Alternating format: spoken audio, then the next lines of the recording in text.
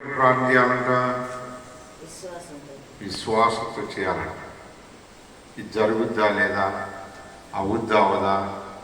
ఒక ఆయన మేము ఇసినపేటలో ఒక పాస్టర్ గారు వచ్చాడు, 85 సంవత్సరాలు. ఆ రాత్రి అంతా తెల్లారితే ఇప్పుడు అన్న చెప్పారు కదా ఛార్జీలు డబ్బులు లేవని, నేను ఒక అనుభవం గుర్తొచ్చింది. తెల్లారితే వంటకి బియ్యం లేవు, వండుకోవడానికి బియ్యం. అక్క నేను చేసి చేసి చేసి ఆమె పోయింది.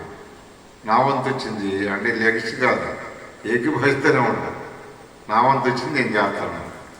ఒక సేవకుడు ఆయన తెల్లవారు నిద్ర పడతలేదంట, అంటే ఆయన పేరెత్తి మేము ప్రార్థన చేయాలంట. సాయం చేయ ప్రభా అని ప్రార్థన చేశాం. ఆయన తెల్లవారుజామును 5ంటికి వచ్చి తలుపు కొడుతున్నాడు. పాస్టర్ గారు ఏంటన్నప్పుడు వచ్చారని అంటే, ఏమన్నా రాత్రి అంతా ఏం ప్రార్థన చేసామో మాకు తెలియదు, కానీ దేవుడు నాకు వచ్చి ఫలానా చోట నా సేవకుడు ప్రార్థన చేస్తున్నాడు, నీకు తోసింది వెళ్ళి ఇచ్చిన ఫోన్ అన్నాడు. రాత్రి నేను ప్రార్థనకి వెళ్తే కానుక వచ్చింది, దాంట్లో దశంభాగం తెచ్చి ఇదిగో తీసుకోని ఇచ్చాడు. నాకు కావాల్సింది ఎంతంటే 100 రూపాయలు, ఆయన ఇచ్చింది ఎంతంటే 500. అంటే ప్రార్థన ఎలా ఫలిస్తుంది అన్నది. విశ్వాసంతో మనం ఏం చేయాలి, ప్రార్థన చేయాలి. ఒకరి కొరకు ఒకరు ఏం చేసుకోవాలి అంటే, మీ కొరకు మేము, మా కొరకు మీరు. చేయకపోతే మనం దేవుని నుంచి మేలు పొందలేము, చూడలేము. అందుకని మనం ఇంతమంది ఉన్నాం, మనం దేవుని సన్నిధిలో మరి విశ్వాసంతో ప్రార్థన చేస్తే ఎవరి కొరకు మన సీయోను కొరకే. నెక్స్ట్ ఇంకెంతమంది పెరుగుతారు అంతేనా, ఆ తర్వాత ఆదివారం లాగానే ఉంటారు. కనుకనే వాళ్ళు ఎందుకు రాలేదు, వాళ్ళ బలహీనత ఏంటి, నెక్స్ట్ నెలలో వాళ్ళని సమకూర్చు ప్రభా అని ముందు మన ఇల్లు కట్టుకున్నాక అప్పుడు కొంతమంది కొరకు ప్రార్థన చేయాల్సిన బాధ్యత మనకు ఉంది. కనుకనే ఒకరు చేస్తున్నప్పుడు ఇంకొకరు ఏం చేయాలి,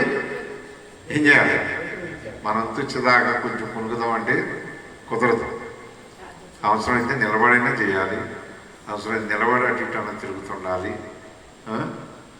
కదా. ఈ రూల్స్ తప్పు మాట్లాడకూడదు కదా. ఏమంటారు, చేస్తారా? అలా చేస్తేనే దేవుడు మనల్ని ఏం చేస్తారు, ఆశీర్వదిస్తాడు. ఆశీర్వాదానికి అడవుడిగా చెప్తున్నారు.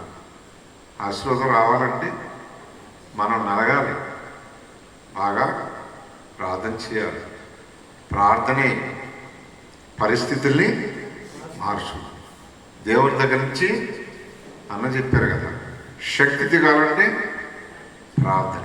ఏదైనా ప్రార్థన వల్లనే ప్రతి కార్యాలు జరుగుతాయి అన్నమాట. ప్రార్థన వల్లనే ప్రతి కార్యాలు జరుగుతాయి. కనుక ప్రార్థన లేని జీవితం అంట ఎండిపోయిన చెట్టు మాదిరి అంట. ప్రార్థన లేని జీవితం ఎలాంటిది, ఎండిపోయింది. చెట్టుకి ఏమన్నా ఎగురుతుందా? ఫారెస్ట్లోకి మనం వేసవకాలం వెళ్తే చెట్లన్నీ ఎండిపోయినట్టు కనపడుతూ ఉంటాయి కదా, ఆకులన్నీ రాలిపోయి మూడవారిపోయినట్టు కనపడతాయి.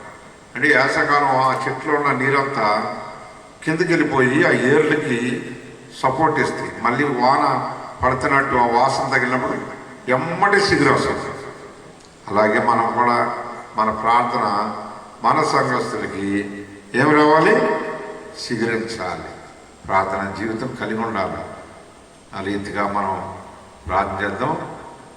మీ ప్రార్థన శ్రద్ధలు కూడా రాసి ఉండి మనం 3 గంటలకి అట్లా 3:30 కల్లా ముగించుకుంటాం. 3వ వర్తమానం కూడా ఉంటుంది. దేవుడు చేసిన మరి కార్యాలకి మనం ఆన్లైన్ ప్రేయర్లో